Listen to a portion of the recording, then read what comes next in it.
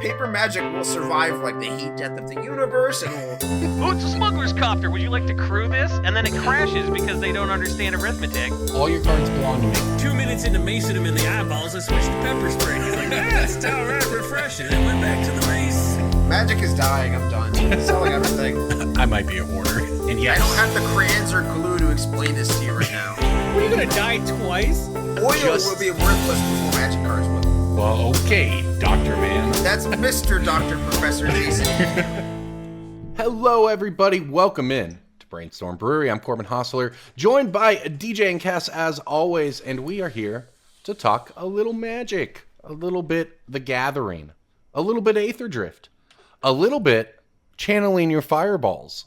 Unfortunately, we don't have Jason here for the throwback ad read. But that is where we're going to start this week here on Brainstorm Brewery, is with the relaunch of ChannelFireball. But first, welcome into the show, everybody. Cass, DJ, what is up with you?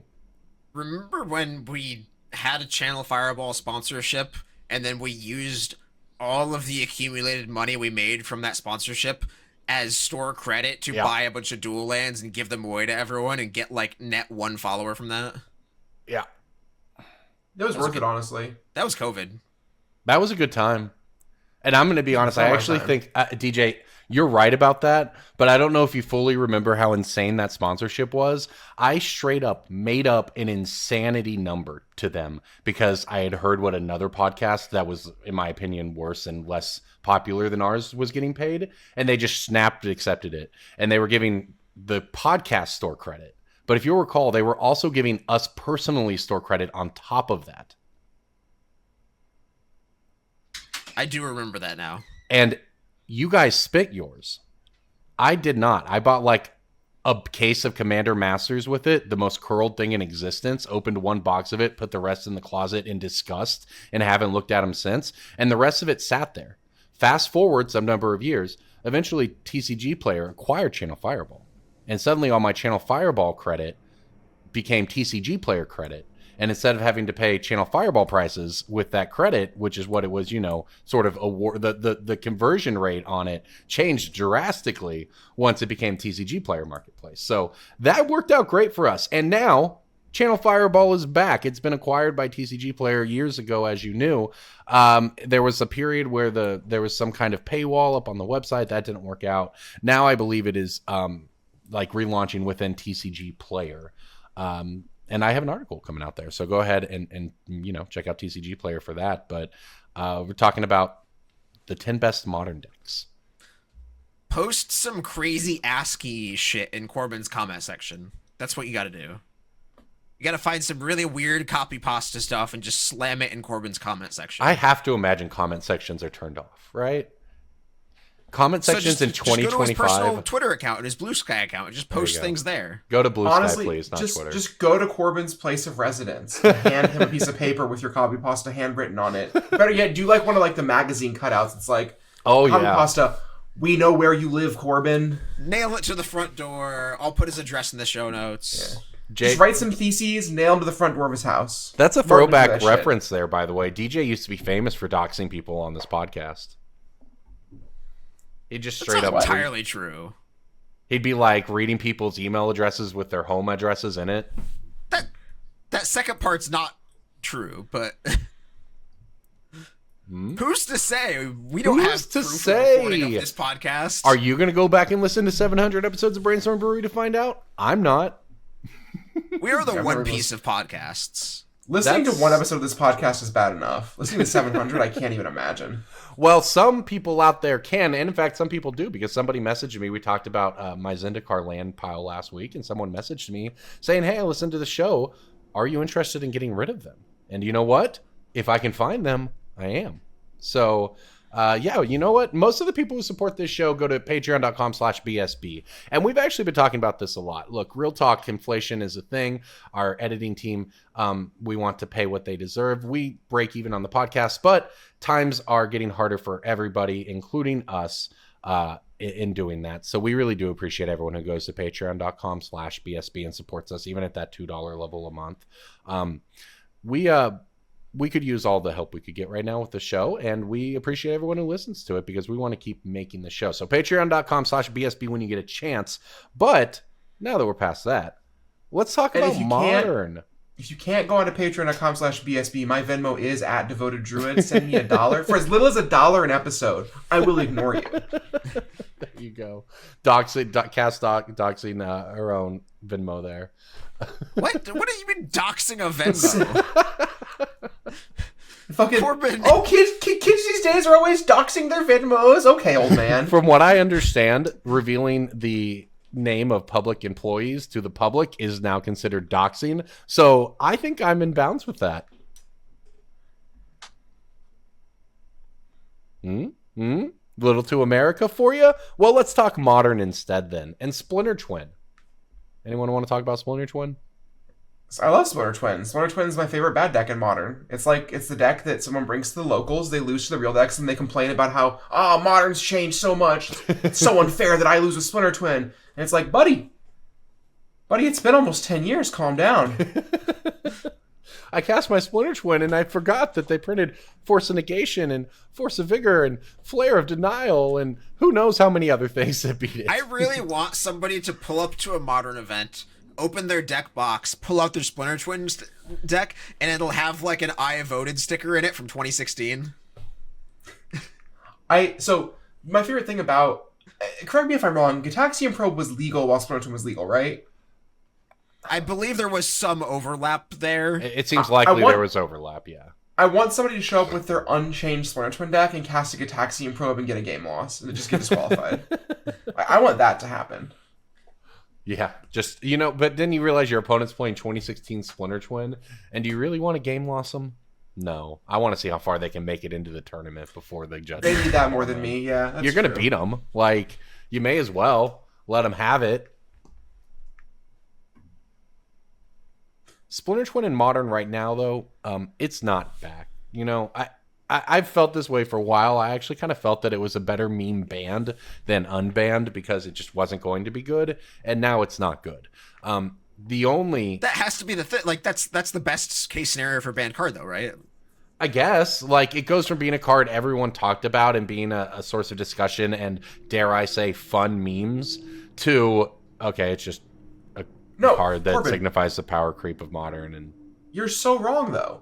Okay, go on. People can take Splintertwin to their local Sunday Modern event and play with it. Like, that's a huge net benefit for Modern, I think. This is a Jace Bloodbraid thing from 8 years ago. From a play perspective, it's cool to be able to play with, because like Splintertwin is not good enough to win a Modern tournament, but it's like totally fine to like win a couple matches at a local. Yeah. It's like Merfolk. No, people. It's embarrassing to play if you're trying to win. Well, Merfolk was the 20th most played deck at the regional championships, by the way. Made the top 20. Yeah, the 19th most played deck was you're absolutely control. Like, you're absolutely right about, like, it is better to let people who want to play with their thing that isn't very good play with it than not play with it. I'm just saying the memes were a lot more fun with Splintertwin when it was banned. That's all. We can make new memes. We've come a long way from like the guy spitting out cereal. Like they can evolve. Well, speaking of, Drake Sasser and I commentated the top 8 of the NRG championships over the weekend, and we watched the new iteration of Cephalid Breakfast, which we dubbed Breakfast Blade because it's just a Stoneforge deck mixed into a Cephalid Breakfast deck mixed into a Nadu deck. It's pretty wild. But that's kind of what happened in Modern as well. The only 5-0 that we've seen in recent weeks with Splintertwin in an online event actually came with Splintertwin shoved into Living End, of all things. Yeah. Not really sure I understand how we got there, but it did 5-0. So my favorite thing about Splintertwin combo is it slots perfectly into like a Rhinos deck. Splintertwin combo goes into a Karuga deck if you really wanted to. Like, the best Splintertwin build that I have played thus far is a 4-color Elementals Karuga list that just happens to have Twin, which is an indictment of all parts of that statement. Like, it self-indicts, you know? I kind of like that. You put that... Can you throw it on a Risen Reef? Yeah. Throw it on a Risen Reef is busted. Oh, yeah. Because you get a second Risen Reef and then you get double trigger. Yeah, that's turn 3. Well, if you ran... I don't know if the deck plays Mana Dorks, but that you can that curves out. Play Mana Dorks, but you can't play Mana Dorks with Karuga. Oh, sure. Sorry. But you do get a bunch of free spells. Yeah. Huh. You have anyway, Force Negation, you have Fire Ice. Those are certainly great. But yeah, Living End mixed in with Splintertwin put up a 5-0. It did not. I have to break the news. It did not perform well at the trio of regional championships that we had for Canada, Brazil, and Europe, which was, I think, 2,000 plus players between the three of them. A lot of data coming out of Modern. The best deck, stop me if you've heard this before, it's a combo deck, and it plays Mox Opal. But people actually aren't mad about Mox Opal. Underworld Breach, though, is considered I don't think they're mad about best Mox deck. Opal yet. Yeah, So- I mean, Mox Opal is showing up in multiple lists that were very well performing. The sentiment that I've heard from almost every Modern player is that having Mox Opal around again is awesome. Like, if it ever enables Affinity, that rules. The problem is cards like Underworld Breach, like Clan Ironworks, like Urza or whatever, back when that was one of the reasons Opal got banned. Mox Opal is a sick card to have around, I think. I think most people agree with that. Yeah. I mean, I would rather certainly see agree. I'd rather see cards disappear around Mox Opal than ever see Mox Opal go again. Yes, that's exactly how I feel. Underworld Breach, in my opinion, not only should have been banned out of this format as well as other formats just by virtue of kind of the way it plays, but now we're where we always thought we'd end up, which is with Underworld Breach being the best combo deck. It plays on completely different axis than everyone else. We got to a point we just wouldn't even show it on camera last weekend. It's not very enjoyable to watch. Not a great deck for the format, and probably the best deck right now. Breach is banned in both Pioneer and Legacy, right? That is my belief. It's like an expressive iteration type deal where it's like modern. For some reason, it's allowed in Modern. It just kind of sneaks through to one format. Yeah, no, the card is like Yawgmoth's Will, kind of, but also better sometimes. Yeah, and sort it's of just insane that it's been around as long as it has in Modern. exactly right. Like that's just. I would have thought after watching it go in other formats, we'd end up at this place more quickly. But I guess it took them just printing a bunch of other broken cards to do it instead. But Grinding Station is the current. I don't know about best, but like that's one of the builds of the deck, and it allows you to just go infinite immediately Quietly, and win the game, etc. Malevolent Rumble is kind of quietly the best card in that deck. Yeah, it's pretty good. Because like if you have a Mox Opal going or a Mox Amber going, Malevolent Rumble lets you basically is free because you get to put cards in your graveyard to recast the Opal. Mm-hmm. You sacrifice to Grinding Station or whatever, and then it makes a spawn, so you make the green mana from the Opal, a colorless from the spawn, and get to Rumble again. Like, Malevolent Rumble almost is a full combo piece by itself. So assuming you have Breach going, right? Like, I don't know. It's just like a once upon a time. that it you also just don't have to. and it also fuels your Imri. Right. It just Malevolent Rumble is so quietly one of the best cards in MH3. The fact that it's basically free in that deck, or you call it 1 mana. Yeah. It looks 4 cards deep for any of your combo pieces. It fuels your Breach and your Emery. I don't know. I think that actually is kind of secretly the best card in the deck. I like It's people the glue. playing that card on turn 2 in Modern, though. Right? Like, that's if that card is really good on turn 2 in Modern, a sorcery that makes a 0/1, then Modern's probably in an okay spot. Ironically, it is extremely good in this deck, and I think that, like, if I had my way, and obviously we're going to get a lot more data over the next 9 regional championships over the next 6 weeks, but I think you probably hit one more card from Boros Energy, and you probably hit Underworld Breach, and then I think the format could be in a really sweet spot. Not that it isn't pretty good right now. I think if you hit a card from Energy and Underworld Breach, you're then in danger of something like a Spun Eldrazi being the best thing to do, which is a pretty It could bad be. place to be. It could But be also, if those decks are That deck's too probably good. more beatable than the other two, so who's to say? Yeah, those Eldrazi decks, at least you know, Charbelcher, I don't know the matchups, but like, it seems like you could attack it from a combo angle from other places. Yeah. Charbelcher is actually really good, and people don't necessarily understand that. It's not just a meme. It's above 50% win rate across the RCs as a combo deck at the highest level of play when people know how to play against it. It's just legitimately good. Tameshi is really good in that deck. Yes. Like, the fact that we've managed to find a deck where Tameshi Lotus Bloom is both good and, like... The fact that the deck's playing Word of Invention just to grab Lotus Bloom so that you can combo with Tameshi. Yeah, it's Like, really it's funny. such a sweet deck. Yeah. And the lands you're picking back up are spells. That's the best part. Because they're all MDFCs.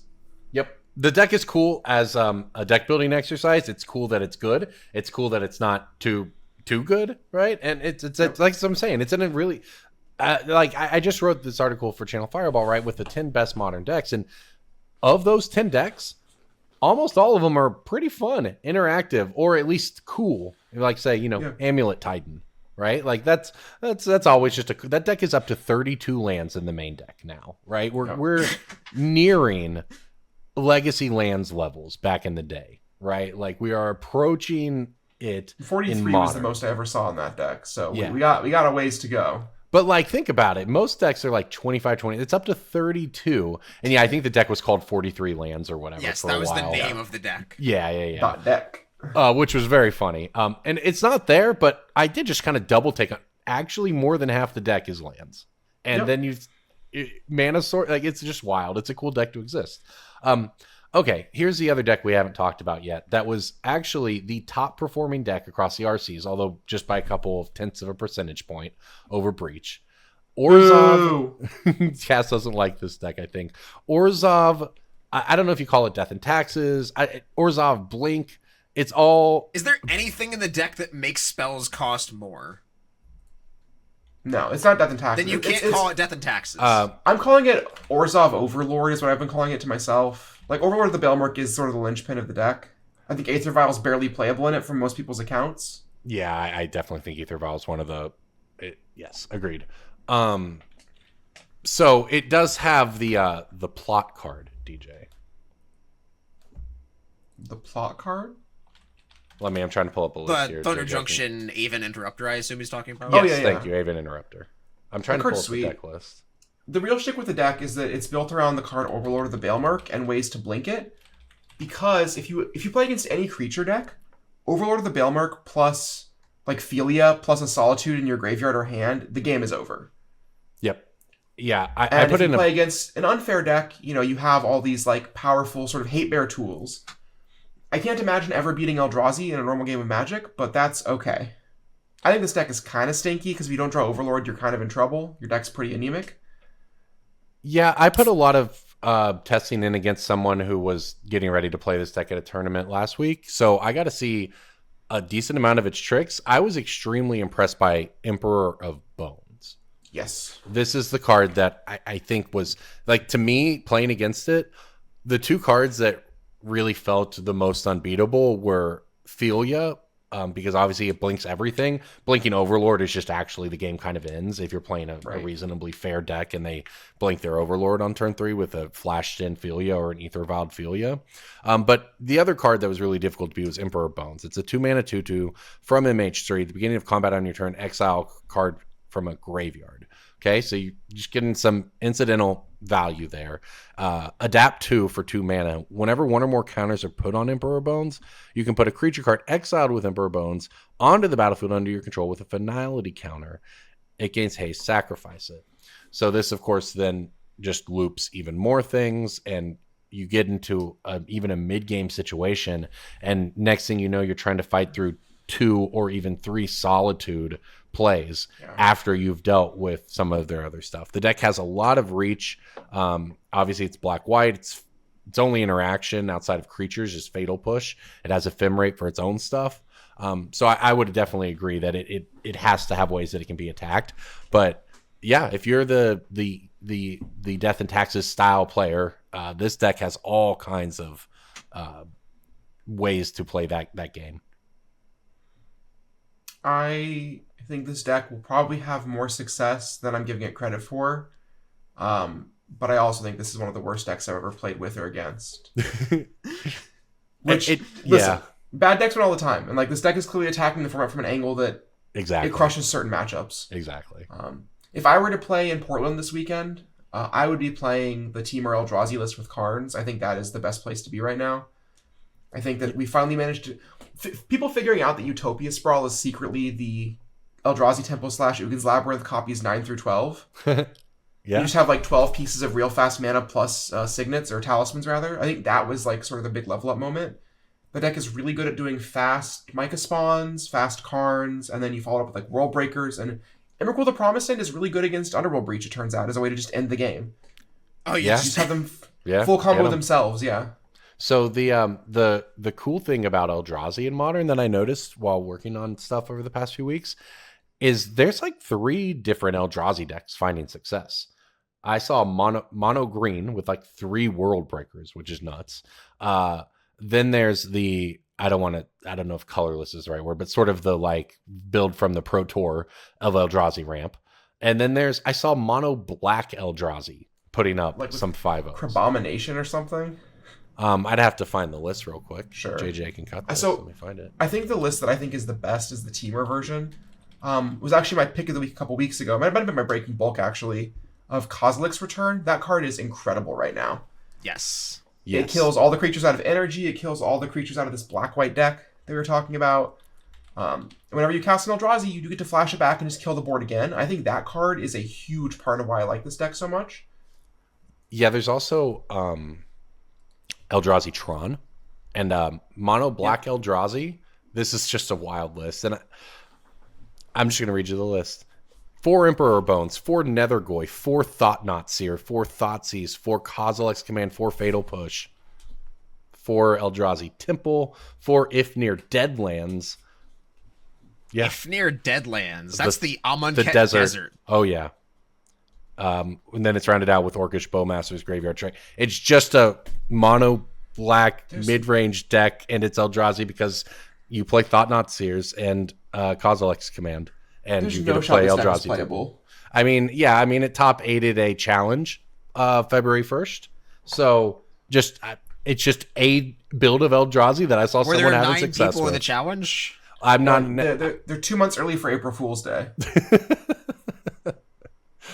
I'm not a Modern player, but I'm smelling something terrible about this. I mean, yeah, look, you can play a lot of different builds of Eldrazi. Hey, Nethergoyf gets really big when you have a Kindred instant in your graveyard from Kozilek's Command. That's the real synergy right there. A Kozilek's Command is actually probably the most common through thread of most of that card builds. Is Berserk. Yeah. It was a key element to what I think is maybe the strongest Legacy deck of all time relative to its format in the Mystic Forge. And one of my friends who's a Legacy lands guy says that every time his Merit Lage token gets killed for 2 mana off a Kozilek's Command, like he thinks about quitting Magic. And I love that for him. I love that he gets to experience that much pain. As a lands player, he deserves it. That's completely fair. Do you know how many Grand Prix I used to cover just get utterly destroyed by lands players on time? Like, come on. There was like a good 6 years where my friends, it was probably like 4 or 5 years, my friends would be like, hey, what should I play on Legacy at this Invitational? And my answer was always just lands if you can figure it out. Like, if you can figure out how to play the deck well, like you're just gonna farm the average blue players. That was my first Legacy deck of all time. And I'm gonna pull a Jason here and be a boomer. Back before Thespian Stage existed, oh god, you killed people with Creeping Tar Pit after Ravens criming their hand away. If you ever get an opportunity, Michael Caffrey of Tales of Adventure has a lot of good stories about lands decks back when you were trying to win with Mishra's Factory and only Mishra's Factory. I've always loved the archetype. It's you can just so fun. You can Mazavith your own Mishra's Factory to pump another Mishra's Factory. Ooh, okay. Yep. Okay. You really had to use all those tricks because the deck could not win games reasonably in time otherwise.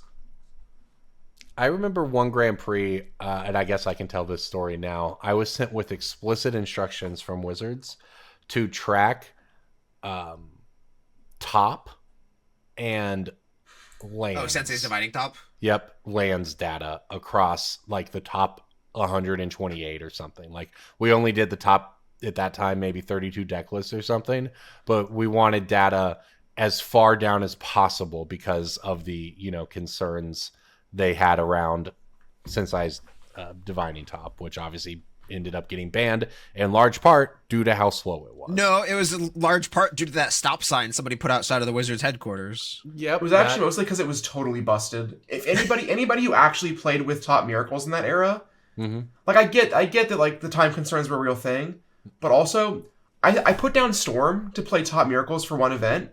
I played like absolute dog water. And all of my matches were so easy. Yeah, the only matches I lost were to other Miracles players who were better than me. If every Miracles player was Joe Lossett, it would have been great.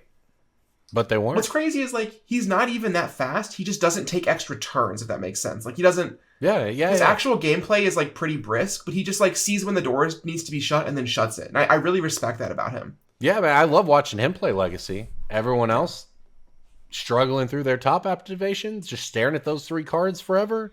Ugh. I will say, Monastery Mentor helped out a lot, speed up the games, because you play a Mentor with 2 tops and you go crazy. I actually have a really good top Miracle story. I might have told it on the cast before, but I was playing in a Star City Games Classic event, Legacy side event. My round 3 opponent, I have a Monastery Mentor and like a single Monk token in play and a Sensei's Top in play or whatever. My opponent, Caverns on Human, plays Palace Jailer, Monarch trigger, targeting your Monastery Mentor. And I say, I have responses, and he goes, okay. As I'm like thinking about my responses, he pulls a WWE replica belt out of his bag. I cast like 3 spells, 3 instances or whatever. I brainstorm, I force my own brainstorm or something, make some tokens. And I say, Monarch resolves, you become the Monarch. And he like says, this is the Monarch token. Yeah. I untap on my turn, I plow his Palace Jailer, and like I have exactly 1+1 attacker versus his blockers, and I steal the Monarchy from him, and he doesn't give me the belt. Oh. Oh no! He doesn't give me the Monarch belt. And I'm like, judge instantly. I didn't even know what to do. So instead I just like, killed him 2 turns later, but I was pretty mad about that. I'm still mad about that today. Yeah, flip the tables what you do.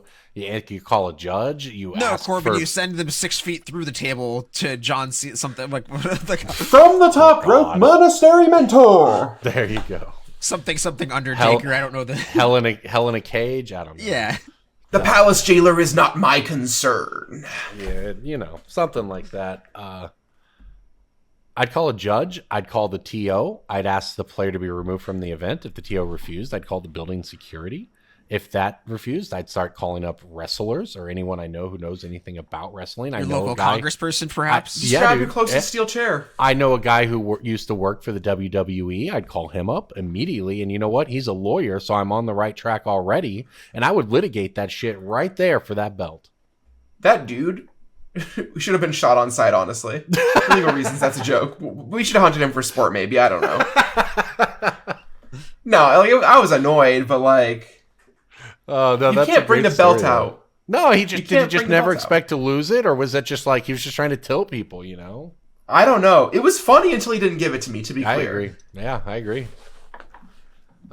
Anyway, I think the point of all of that was play Orzhov, Blink, or Breach, or Eldrazi. Play Eldrazi. On to Breaking Bulk. Breaking Bulk time. Breaking Bulk time. Break.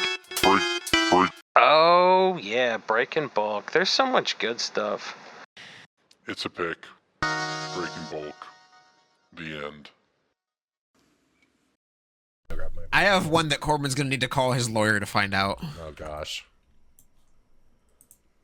Is a Foundations Black Common that has a couple different reprints. So is this the Blood Artist variant? No. When was it originally printed? Eldritch Moon. I don't think that gives it away. A black common, you said, in Eldritch Moon? You remember how I picked Disentomb like 2 or 3 weeks ago, and it's like only that version is worth something, and there's like real data behind it? This is the same kind of pick. Understood. The Foundations version has real data behind it, so just think Eldritch Moon commons, but like just the Foundations. I understand. Unfortunately, I skipped Foundations and have no idea what's in the set. You're really close, so I'm just going to give it to you. It is basically a Macabre Waltz. The card is called Cemetery Recruitment. Oh, I know that card. Makes a zombie. No. It's like discard a card, return 2 creatures, right? It is For 1 and a black black sorcery, return target creature from your graveyard to your hand. If the card you return is a zombie, you draw a card. Right.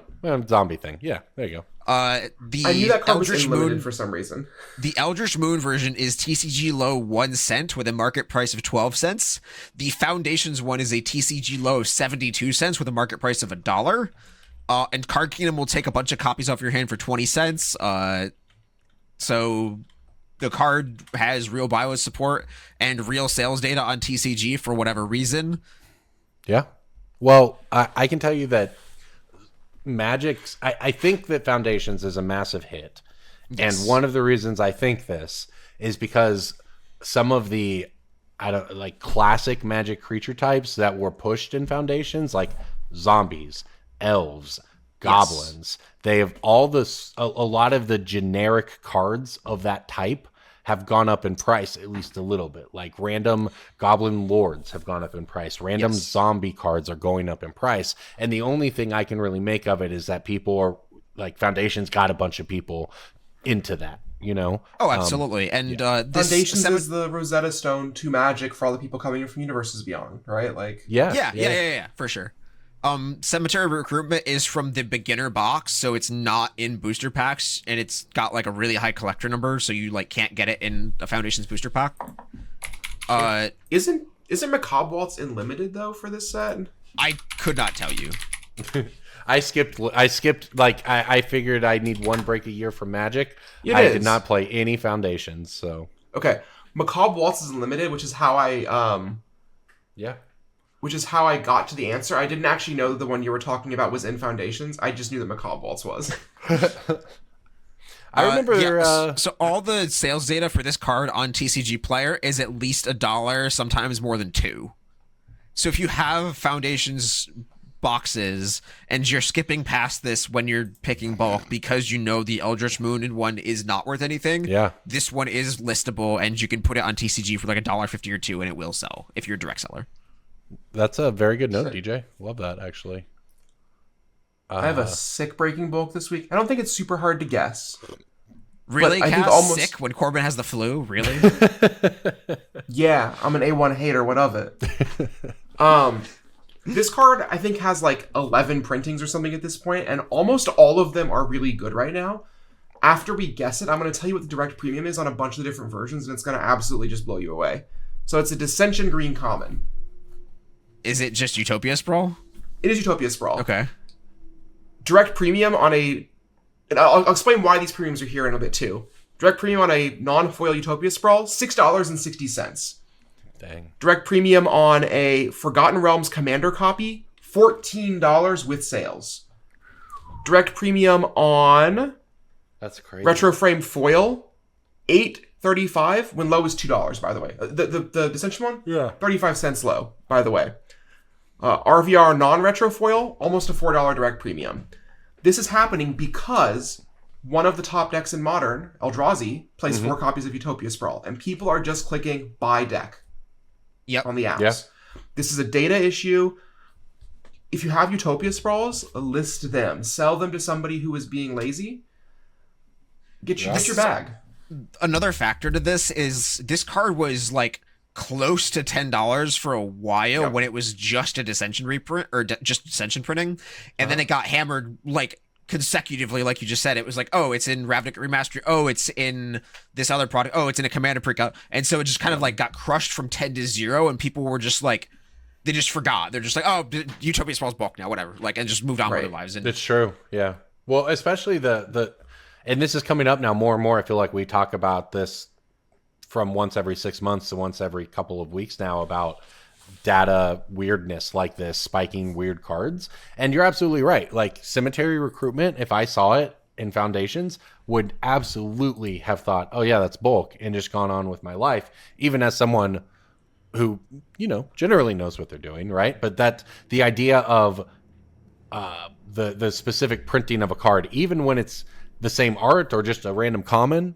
can make a big difference these days if you do a little extra time to check out what you have. So it's as simple as going to our sponsor, MTGstocks.com, pulling up a set list, checking the box to see all the cards in a set of common, uncommon, whatever rarity you want to set, including lands and tokens, and checking them by price. That's how, if you have a big pile of a set you're about to sort through, say, for instance, Foundations, that's exactly what you want to do. You won't miss any value, and in fact, you will get way ahead thanks to the tools on MTG Stocks, including the premium side of the website, which we use every week. And what I love, especially on it, is the monthly interest. But there are a ton of tools there to help you find these discrepancies. So go check out MTGstocks.com when you get a chance for all of your breaking bulks like this unguessable one I'm about to hit you all with. I'm gonna give you two because I think you might get mad at one. Colorless card from Shadows over Innistrad. Haunted Fengraph. No. Good guess. Is that even in the Shadows set, over Innistrad? That's I don't know if Haunted Fangraph's in this set. Haunted Fangraph is Dark Ascension, I thought. Oh, you might be right. I was thinking, what's the... No. The I'm... It's, You know what I'm thinking of, then. It's the land that, like, colorless land, you tap, sack it, and pay 2 to get another basic or something like that. I do kind of vaguely know what you're talking about, but that's not what it is. Okay. Myriad Land? Not Myriad Landscape. It's, like, kind of like Myriad Landscape, though, but... I think it's Twisted Landscape is the one DJ's talking about. He said it's not that, though, but yeah, colorless... It's gotta be some stupid equipment, probably. Is it a basic land? I guess maybe it's... I don't know if you say maybe it's a basic land, I'm going to strangle you through the camera. I guess maybe it's not colorless. Maybe it's like black-white. Maybe it's like an orc. Oh, it's the cleric token. Ew. It is the cleric token. You can't say it's colorless and then... It's literally black and white. I had a moment there. I have the flu. I have the flu. Strike all of his points for the record. I can't see color when it comes to tokens. I was like, it's a token. It's colorless. Oh, gosh. Penalty on the field. Token's Corbin like loses all of $5, his right? points. It's like $1 million. I'm on some meds here. All right, I'll give you the real one. It's a blue uncommon from Shadows over Innistrad. Is it Manic Scribe? No. It's the Clue enchantment. No. The card I'm talking about is $3.50 though. Oh, it's the insect token. No, it's a blue uncommon. Uncommon. This was the real one, but then I wanted to talk to you about the cleric and point out that the cleric is worth a lot of money. I like Shadows over Innistrad is just a black hole in my mind because the other 2 Innistrad sets overshadow it to me for some reason. I kind of feel that way actually about the last 2 Innistrad sets, Midnight Hunt and Crimson Vow. Those are the ones I forget about. Well, Eldritch Moon I think is the coolest of the non-original Innistrad block sets. Agreed, 100%. Shadows I think people over didn't Innistrad like blue Eldritch uncommon. Moon, though. I feel like Eldritch Moon wasn't a middle received Delver well. form. There is. That's not it, though. I don't remember what you're talking about, or what it's called, but I do know what you're talking about, and it's not that. The Charmeleon of Delver of Secrets. This is a real card, though. Charmeleon of Delvers. That's the episode title. That's Absolutely. a good thumbnail. Something. That's a great episode title. It's been a lot of time for DJ to not get this staple blue uncommon from Shadows. I'm looking it up, but I want to get there myself. Am I gonna know this when you say it? Yes. Okay. Is it Essence Flux? It is. I had to look it up to be clear, so no points for me. Yeah, so it was just reprinted in Innistrad Remastered, so you can take your pick. The original printing was $3.50. So yeah. Either this is going to become true bulk and get rid of them if you still can, or if you're someone picking up some Innistrad Remastered, you may expect them all to end up $1. No, this is a Utopia Sprawl scenario. This is an expensive uncommon that had minimal printings that is getting a big reprint. If you have these, you just hodl them for however long, and then you put them back on TCG Player a year and a half later for $5, or you just keep them listed for $5 and you wait. Like that's probably true. Yeah. I assume this card spiked mid 2024. I think there was actually, I don't know if it was directly related to a Spirit deck or something else back then. I honestly don't recall, but it has held the price since then. So yeah, Essence Flux, a nice breaking bulk. It's honestly just a really strong rate for that effect, right? There's not that many like 1 mana blink. Like there's Cloud Shift. This Ephemerate obviously is the best one. Well, but and if in Pioneer, and I don't know if this was true when this card spiked or not, but I do know that you can actually play it with your Spirits deck in the formats where Spirits becomes a playable deck. You know, at one point in time, Spirits was a really good modern deck. I almost wonder if this just coincides with a strong blue-white Blink Legend being printed. Like, this actually feels like a Commander thing to me. Could be. I mean, the card obviously just does a lot, and Blink decks are eternally popular in Commander, so... I mean, I spent like a good 2 hours the other day looking for this kind my kingdom for a Cloud Shift in Standard right now, because I want to play with Ketramose, you know? Because you want to play what? With Ketramose, the new black-white god. Oh, yeah. Whenever you exile something from play, you lose life and draw a card. Maybe they thought about they thought about the impending Overlord cycle and said, we're not going to put any blink effects into Standard. Yeah. Could you imagine how good Ghostly Flicker would be? Yeah. I mean, or is Ghostly Flicker the one with rebound, or that one blinks Ghostly Flicker is too? the Shadows one that targets That's lands. 2. Oh, it is lands. It's 2 as well. Targets any permanent, I don't remember if there was like a rebound one or not back then, but that would also go very hard with your overlords. So the problem is a lot of those effects only hit creatures, and the overlords aren't creatures when they're in play. Oh, But good they're point. Good rather. point. They're Yeah. purely That's like the point is to enchantments. turn them on. Yeah. Yeah, you need a non-creature blink. Yeah. Like Philia. That's why Philia was so good, and Yeah. it was like blinking lands I had turned into islands and stuff. Silly stuff, or maybe not that. He would blink the Flicker Wisp, and the Flicker Wisp would blink the land. Like, it's just all insane. People are just every couple of years have to be reminded that Flicker Wisp is way above rate for what it is. Like, Yes. that card is really good.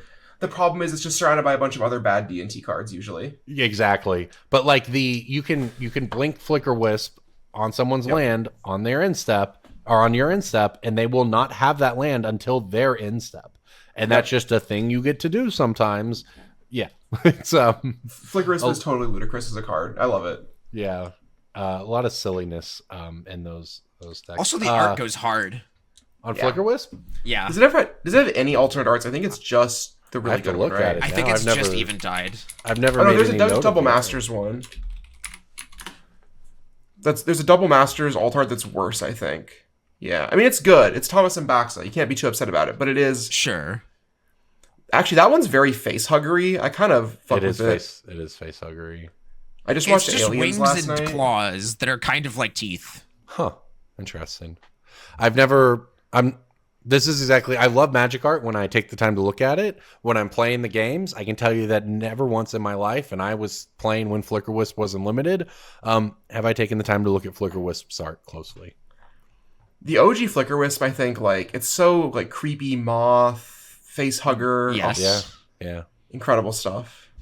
I really liked the. I don't know if this is the right terminology. The moth aesthetic of Duskmourn. Like, You know the story behind that, right? well, I watched the panel with the person Yeah. who came up with it. But It was go like ahead a childhood and nightmare. yeah, go ahead right? and Or was refresh. it- Yeah, go ahead and tell everybody what the story, what So the backstory was.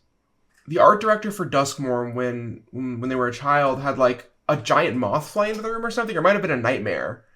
And for some reason, to the art director, like the imagery of moths was so horrifying, and like the creation of Valgavoth was based on that fear, that phobia, and everything in the plane was fleshed out from there aesthetically. And there was a bunch of work done with pretty famous horror artist John Tedrick to really flesh out what the world looked like. And I think that as someone who really appreciates horror as a genre, Yeah, doesn't necessarily love as much of the schlocky 80 referential stuff, but loves the horror genre, there is a ton of love and care in the art direction for Duskmourn that clearly comes from somebody who is terrified of everything on the plane. Like it shows. and I don't do this for many sets, but I was in the Netherlands last summer with my kid who was really into watching magic stuff at the time, and one of the few things we could do during our downtime was watch YouTube videos. So we watched like the whole panel for Duskmourn about the flavor and story of Duskmourn. And if you don't talk about any of the cards in Duskmourn, right, and you don't talk about the Chainsaw Massacre references or any of these different cards that reference specific things like you're mentioning, and just hear them talking about the plane itself and the flavor of the world and the story behind it, it was actually like one of the coolest magic sets that I've been pulled in by in my almost 20 years of playing the game. It had the highest delta for me of like lowest expectations to hitting a high expectation after. Like, because a year and a half ago or whatever, they're like, we're gonna do the haunted house set that's not Innistrad, and I was like, Yeah. okay, whatever, bet. Like, how do you Yeah. how They do you made a do pretty that? cool world. Yes. Yes, it is. And I even think some of the referential stuff hit. I think the chainsaw is cool. I mean, I'm over people doing the low-hanging fruit of, I don't like references in my game. Original Innistrad had a Plants vs. Zombies card. Like, Yeah, Okay, I mean, so- the first Magic set ever was Arabian Nights. Like, we all gotta chill. it's such a, I know I'll get retweets if I complain about this. And I think at some point you really are just like, oh, it's the haunted house set. And not you, DJ, but like the people who will reduce it. It was the haunted house set. It's the Wild West set. It's the hat set. Now we're doing detective. And it's like, I get some of the complaints, but at some point you're actually devaluing a lot of hard work being done. And you're just like daring them to make more universes beyond because you're not appreciating any of the work that they are. I have putting time a into. not to end your tirade with this, but I Yeah, have go a fun ahead. fact about chainsaws. Do you guys know the original purpose of chainsaws?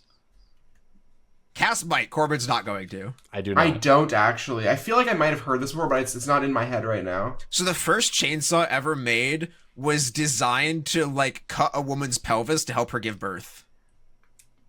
I think I've heard this. Yeah, I've heard this before. That's horrifying. Yep. I guess They were for That's- C-sections. that makes sense. They were created out of medical necessity, I Yep, guess. And lack Just- of care for women's existence. Yep. I, A classic combination. I don't want to get too deep into this, but I guess it was probably designed by a doctor who said that the baby is And like the term doctor is in big air quotes here because we're talking like Civil War era. Like Right. Doctors that's back what then I were the mean. people who examined the bodies after they died. Well, you yeah, know? well, that's what I mean. Like some doctor, whatever, was probably like, this baby is too big. This woman is going to die. How do we Right. prevent that from happening? Did not know that, DJ. I wouldn't call that a fun fact. Yeah, that's more of an unfun fact, which Yeah. we appreciate unfun facts sometimes. I mean, an unfun fact is still a fun fact because a it's fun fact it has is in the term it's in fun the fact title. in it. It's like a Yeah, square and a rectangle situation. I'm right. We're equal autistic. I thought the exact same thing. Speaking of the art for Flickerwist, that artist has only done 5 magic cards and 1 token. And they're all pretty good. What the era others? are we talking Yeah, about? what are the others? It's all Shadowmoor. It's Voracious Hatchling, Sig River Cutthroat, Spectral Ooh. Procession, and Kragenwick Cremator, and the token is the Spirit token from Spectral Procession. I'm not gonna lie; those actually are all very cool. The hatchling, Yeah. I'm looking at them on Gatherer right now. Every one Spectral of these Procession's arts a is little cool. mopey. It is, but it's like- a little meh. But the others are great. I love the Cremator. I played Yep. that in a modern combo deck in Mighty Modern back in the day. You discard your like 16 drop and deal them 16. I 15 think that drop, I guess. we should bring back Jeremy Anicio. Bring him back.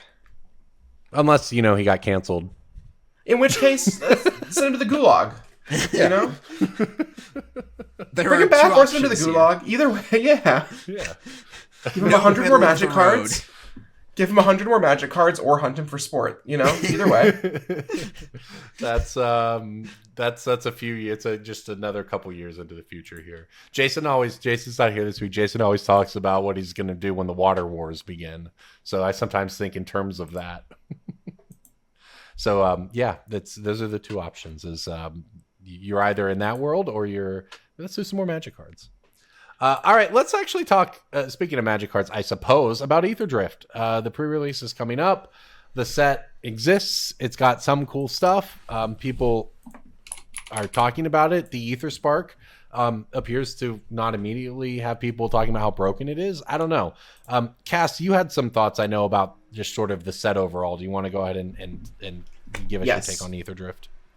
So I have 4 hot takes on Aether Drift. Ooh, that's a lot of hot takes. I agree. The card Afterburner Expert, which is the green and 2 colorless 4/2 with exhaust for 2 and 2 green, to put 2 counters on it that returns from your graveyard to the battlefield whenever you use an exhaust ability. That card is just Death Misraptor. Yeah, that card's pretty cool. There's like only 1 or 2 other relevant exhaust cards in the set. But if you remember, Death Misraptor package was just Den Protector Death Misraptor. I think Afterburner Expert is a card that could go into like an Insidious Roots deck. It could go into just like any sort of red-green mid-range, like exhaust aggro deck. I don't know. There's all kinds of places for this where it can go. I think that card is underappreciated right now. Second is Bloodghast is in this set. People don't realize how strong Bloodghast is. Yep. Like, Bloodghast is in standard with Bartolome del Presidio, in my opinion, the best of the aristocrats maybe ever. And Calastria Highborn from Foundations. Like, that's a whole deck there. My pick of the week, my remote pick of the week last week was Markov Baron, because Gas Guzzler is also ridiculous. That's my secret 5th one. I have 2 more to go, but that's like the secret one. Wait, Gas Guzzler is a real card? That card is a 1 mana 2/1 vampire. Oh, I saw That someone has say upside. something. I saw someone say something about Gas Guzzler without attaching an image. I legitimately thought they were talking about like a parody card about like No. a Jeep or a It's a Hummer. vampire who eats gasoline. I see. Which is He's kind of very cool. he's very Gastown Mad Max aesthetic. But no, it's just a 2/1 for 1 that has start your engines. It enters tapped, I will say. Max speed. You can pay a black to sack another creature or vehicle and draw a card. Which is really good with Bloodghast, turns out. Well, and Standard is certainly open enough that these things you're talking about that it can do this, it can do that. It actually can. This is not a standard format where the top deck, Dimir, Esper, good range, mid-range pile beats anything fun you try to do. You can actually screw around a little bit in Standard, just given how diverse the field is. What are everyone's thoughts on the vanilla legendary uncommon cycle? They're sweet. The white one's a little underwhelming, but also like it's hard to put rate into white that's not that. Like a 3/4 is too good, a 3/3 is too bad. The actual answer is I should have made another Isamaru or something, but I also see why they wouldn't want to do that. That's what I would have expected, was something like that. But I mean, a 2-mana 3/3 in one color is like pretty relevant for limited. Like that is strong. A single pip is like pretty important. Yeah, it's better Watch Wolf. I always liked playing the 3/3s and I don't know how well they'd rate out, but I like the 3/3s in limited with Defender that then have a clause to attack as though they didn't have Defender. Like if you have a power 4 or greater creature, or if you had an enchantment enter this turn.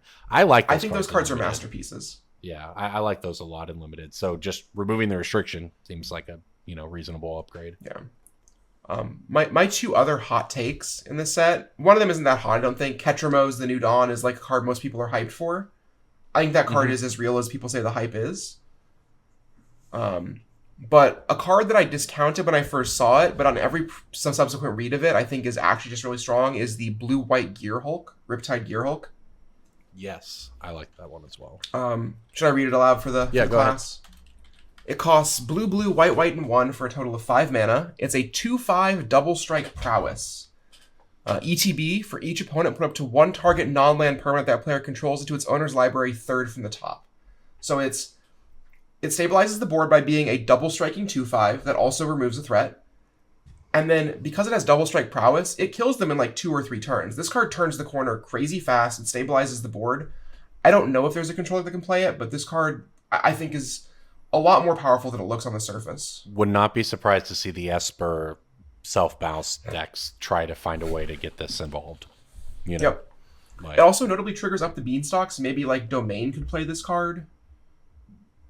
God, Up the Beanstalk is... Well, Domain is not, for as dominant as dominance maybe not really, like very as ubiquitous and sort of powerful as it was over the past few years, it's kind of fallen off since Duskmourne. Also, the card Spell Pierces back in Standard, which I think is pretty massive. Yeah. I've seen a lot of discourse about whether or not that's a good or bad thing. You've seen one person talking about it, let's be real. Okay, but some people replied to it, Cass. Yeah. You got me. Some people many people are saying. This set has like 3 vintage playable cards in it, maybe even 4. That's awesome to me. Most of those cards are just cheap things that sacrifice themselves to go with Luris, but like, hey, we take it. We take it. Yeah. Well, yeah. The set, I believe the pre-release is this weekend, right? So let me... If you are not a patron and you're listening to this, you can go to a pre-release the same day that you listen to our podcast. If you are a patron, though, you're ahead of the game. You can have your pre-release anxiety start early. You can listen to the podcast while you're playing your pre-release and just ignore all words that are coming out of your opponent's mouth. Okay, I got a story about that. It was I think it was the Dragon's Maze pre-release. It was the day so that morale the song was low. Correct. Yeah. It was the day that the song Get Lucky by Daft Punk released. It was like on YouTube, only on YouTube at that point. Yep. I discovered it that morning, like just randomly. That day. Yeah. All I did I got no sleep the night before. I no sleep, 4-0'd the pre-release, and all I did the entire day was listen to Get Lucky on repeat. It was truly one of the worst days of my life. I listened to that song on repeat for a week just because it was playing in the dorm room. Like the hallways were resounding with that particular song for a week straight. Yeah, like people there was one day people synced it up so that when the song ended from like 2:05, 2:07 would hit play. Like that was certainly a week of life. Okay. Yeah, it's like college experience there, TBH. It had been out for a week when I discovered it, because April 19th is the release date of Get Lucky. Yeah. And April 27th was the pre-release of Dragon's Maze. Sure. Cass was just sitting there jamming out to Get Lucky while Jason was like, My opponent won't even talk to me, and they have a Chromana core. That was Born of the Gods, Corbin. Oh fuck! God, I'm so the flu, man. I can't get it. Corbin is straight up tweaking. Corbin He is can't fucked get up on anything. antihistamines. Just can't get anything this week. But right? one more magic question before we all bite the dust. Why are we still doing non-full art lands, just in sets? To Can make someone the explain that to me? Full art lands specialer. Yeah, it's that. Is that true still? I don't know. Even the non-full, it's actually weird because now they're making the non-full art lands almost better than the full art lands sometimes. Right. Like I'm looking at the artwork of this set on Scryfall, and I feel like the non-full art lands are just doing a disservice to the art in general. Like at this point. Wait. I just saw what the full art lands look like. You know those memes where it's like a super muscular arm driving a car and like there's like the other hand is like holding a Nintendo Switch and there's like, you know, Yeah. there's like a TV on the, they all look like that. They all look like the insane drunk driver memes. They're all like the FedEx driver about to crash into somebody's house. Yeah. These all go crazy. Holy crap. I think the forest is the best one. I like They're the driving island a because boat. It's a captain's wheel of a pirate ship. Yeah, no, this is great. Oh gosh, I just saw these gold cards. What am I looking at?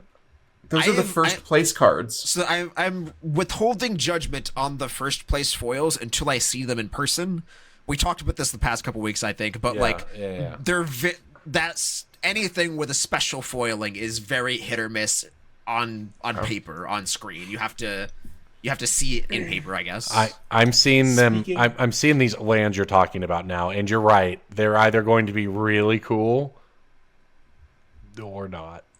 So, and aside, speaking of controversial aesthetics, the special guests for this set, there are definitely some cards here that I think might fall under the faithless looting treatment of like people thinking that it's ugly or low effort or whatever. I really like all of these special guests. I think there's a really good variety of styles present, and I'm super happy that they're pushing the bounds on that. Like this War of Invention is kind of sick. Yeah, these are very striking for sure. I have feelings about the Galvanic Blast for sure. I think the Galvanic Blast, that is an aesthetic for somebody, and I think that's dope. Yeah, like something. that's... The Sky Sovereign's pretty cool. I want to pick up a stack of that Galvanic Blast and like flip them like a flip book, like a sticky note flip book, and watch a stop motion animation thing play through. Yeah, I think that it's 10 unique styles that all look really good. Yeah, the Bone Miser just being kind of different.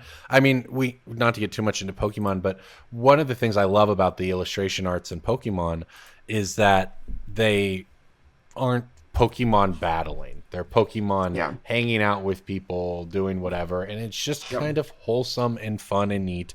And I don't know if I did, describe the Bone Miser art here as wholesome with the skulls and everything, but it's the guys like deliver. Yeah, like it's just funny, like it's just it's something different, which is cool, especially when you're going for it. What was the Pokemon? What was the kind of cards. Pokemon evolution chain that had like the baby one was like the girl getting it as like a present or something as she's a kid, and There's then a like Charizard line. Gardevoir. No, it was a Gardevoir. Yeah, there's a Gardevoir. There's also a Charmander, Charmeleon, Charizard, where like it's like a little boy getting it as a kid, and then like Leon I think with it's Charmander kind of thing. Yeah, I think it's Black and White Legendary Treasures. I'm gonna pull it up here actually. Yeah, that Gardevoir,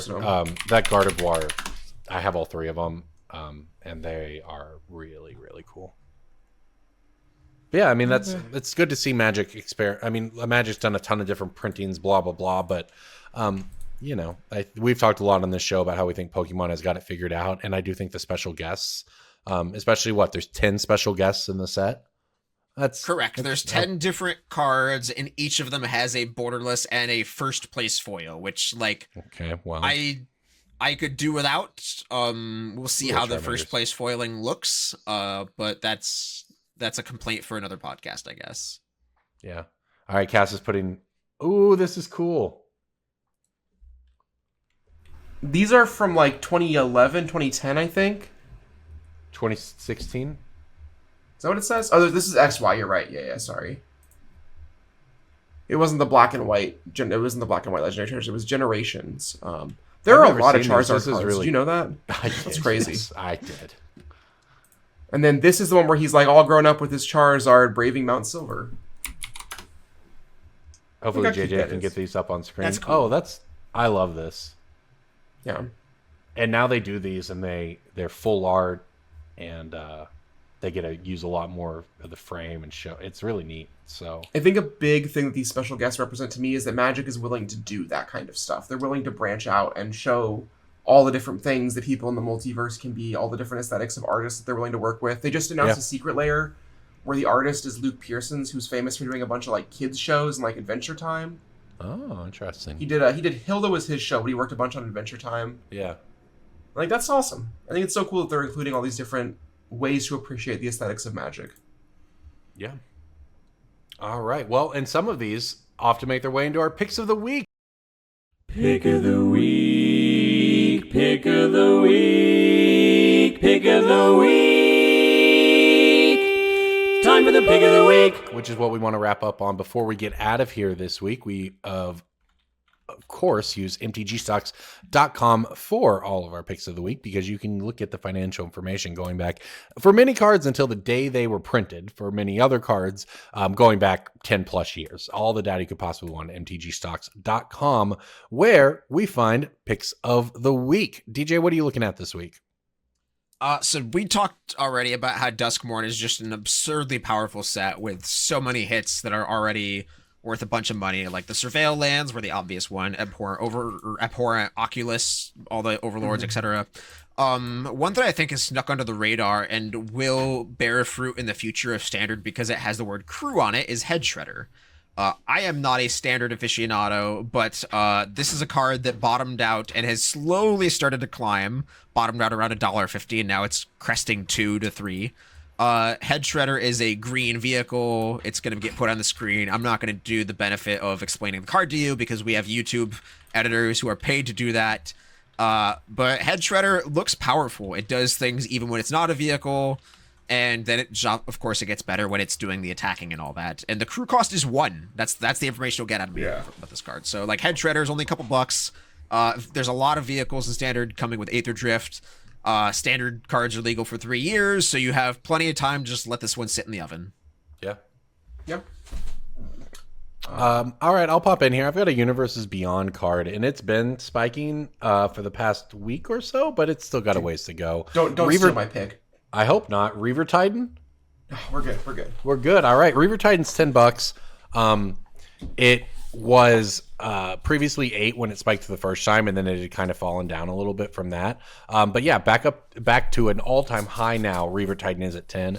But if you can find them at that price, it's going to be 15 or 20. 40K was a while ago now, 3 years ago, as a matter of fact, 2.5, I guess. A bunch of that and stuff is spiking. all kinds of like Warhammer cards have just been spiking since the day they were printed. To be honest, there's so many powerful cards in the set.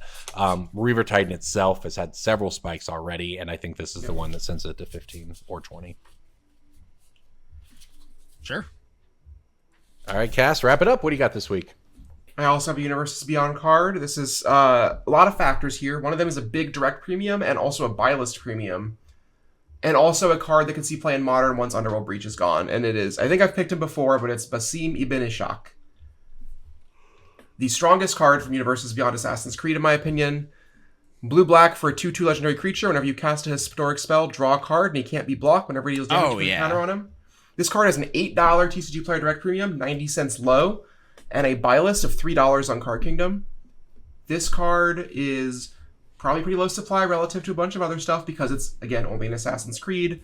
It's probably pretty hard to reprint Basim. This card is so good that Eternal Weekend North American Legacy 2023 champion and 2024 finalist Jay Wojciechowski played this in his vintage deck. Shout out to Jay. For people who may want to look that one up at home, Cass, how do you spell that? Maybe not all. BASIM space IBN space ISHAQ. Basim Ibn Ishaq. I think that's pretty close to the right pronunciation. Mox Amber is a hell of a drug, isn't? Or like just Amber and Opal. yeah. And Tameo triggers this. Emery triggers this. It's also like you can trigger this on their turn if you do have things with flash. I don't know if you'd be able to like flash in a legendary creature like Philia or something like that, but yeah, definitely. I mean, this card just it synergizes with the right stuff. It draws you cards. Sure. Yeah, very powerful. All right. Well, I think that probably does it for us this week. So if you are listening at home, I guess maybe enjoy Aether Drift. We'll be back next week to talk more about how that plays out. We want to thank our sponsors, MTGstocks, of course, as well as Coalesce Apparel and Design, where you can use the gift code Brainstorm Brewery for 5% off your order. So go check them out as well. Thank you, DJ and Cass, for hanging out today. Thank you, all of you, for listening. Thanks to people watching on YouTube. And thank you most of all to our patrons at patreon.com/BSB. This is Brainstorm Brewery. We'll see you next week.